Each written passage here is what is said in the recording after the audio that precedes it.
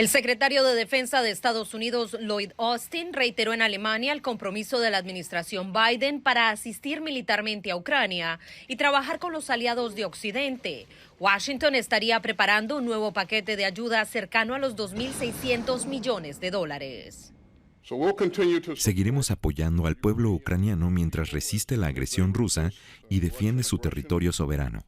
Me gustaría agradecer al gobierno alemán por todo lo que ha hecho para fortalecer la autodefensa de Ucrania. Alemania ha enviado tanques antimisiles, así como lanzamisiles. Estados Unidos, por su parte, podría incluir en el paquete de asistencia diferentes tipos de vehículos blindados de combate.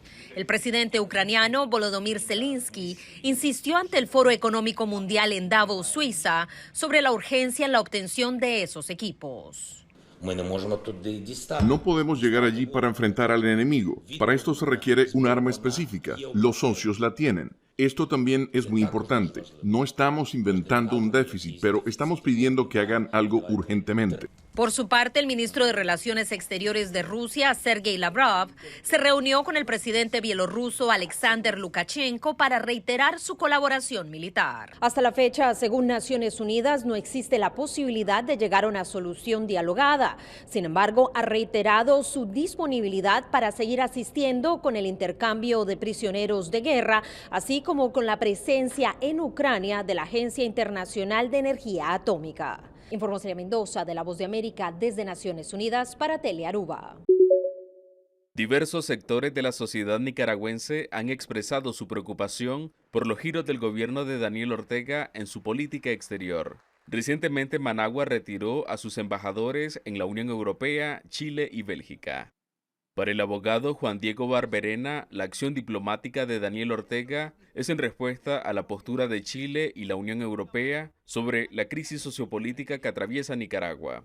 Esta acción de la dictadura de Daniel Ortega y Rosario Murillo tiene como objeto también demostrar, digamos, su adversión a la vocería que ha tenido también la Unión Europea en pro de la defensa de los derechos humanos, de respeto a los derechos humanos, del encauzamiento de Nicaragua a una transición a la democracia, ¿verdad? Aunque las autoridades nicaragüenses no se han referido públicamente a esta decisión, en reiteradas ocasiones el presidente Daniel Ortega ha acusado a la Unión Europea de supuesta injerencia. Hasta el momento, la Unión Europea, Chile y Bélgica no se han pronunciado sobre la decisión de Nicaragua. Desde Managua, Donaldo Hernández de La Voz de América para Telearuba. El Servicio de Rentas Internas SRI ese año empezará a cobrar impuestos a los influencers, es decir, a las personas que generan ingresos económicos por sus contenidos en redes sociales. Así lo describe el director de esa institución. Pero lo que buscamos simplemente es que todas las personas se transparenten y que los que declaren que se declaren ingresos, que se declaren rentas y que se paguen los impuestos.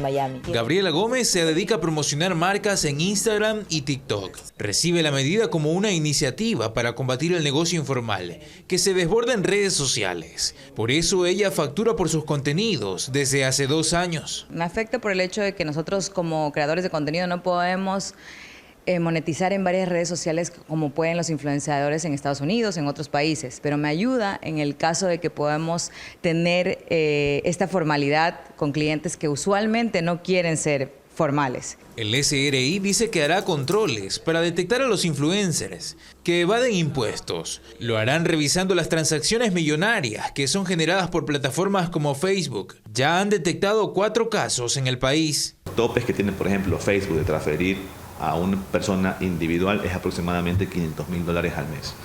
Y luego, como yo no puedo recibir más dinero cuando debería, empiezo a incluir a otras personas relacionadas para que también reciban a sus cuentas dinero.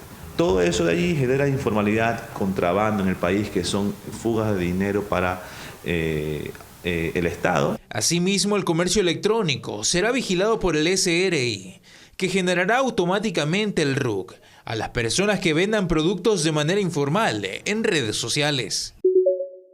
Esta mañana en Barcelona, Dani Alves, actual jugador de los Pumas de México, fue interrogado por los agentes de la Unidad Central de Delitos Sexuales de los Mossos de Escuadra. Esta es la policía de Barcelona especializada en este tipo de violencia contra las mujeres.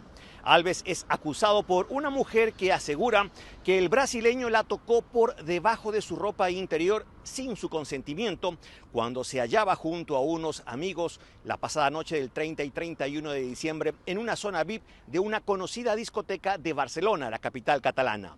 Alves se había acercado esta mañana a declarar en una comisaría en Barcelona y para su sorpresa, él salió detenido en una patrulla.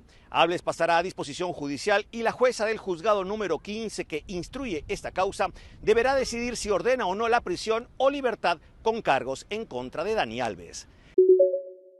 A quantidade de mortos por motivo de câncer ha bajado un 33% en los últimos 30 años. Isso aqui según un estudio nuevo de American Cancer Society. Y mientras que tem avance en el tratamiento, un otro motivo que el porcentaje a baja está por motivo que personas está menos ofta detectar el cáncer trampán. A reportar que isso aqui a prevenir como 3,8 milhões de casos de morte. Expertos também agregaram que a vacunação de HPV também está conectada na redução de casos de câncer e morte, já que o HPV por causa diferente de câncer.